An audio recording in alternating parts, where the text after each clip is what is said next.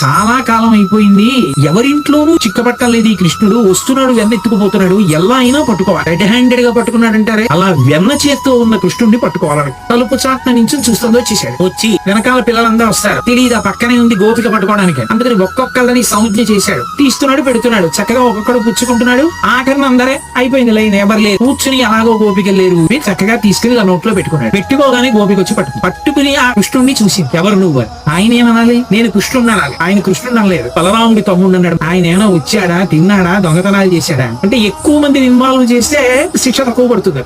పేరు చెప్పట్లేదని ఆవిడ ఇక్కడికి ఎందుకు వచ్చావు, ఓసారి ఇలా చూసి, ఓ మా ఇల్లు కాదా, మా ఇల్లు అనుకున్నాను. అమ్మ బాబోయ్, మీ ఇల్లు అనుకుని వచ్చావా, మరి వెన్న కుండలో చెయ్యి ఎందుకు పెట్టావు, ఎందుకమ్మా అంత గట్టిగా ఊరికే ఏంటి ఎందుకు వెన్న కుండలో చెయ్యట్టావు, ఇక్కడికి ఎందుకు వచ్చావు అరుస్తాయంటే మా ఆవు దూడ ఒకటి తప్పిపోయింది, వెన్న కుండలో ఉందేమో అని వెతుకుతున్నాను, గాడిస్తే పారిపోతుంది దూడ, వెన్న కుండలో దూడ ఊరిందా, చెయ్యి పెట్టి వెతుకుతున్నావా, దూడ పారిపోతుందా అని తెల్లబోయి ఆవిడ చెయ్యలేసింది.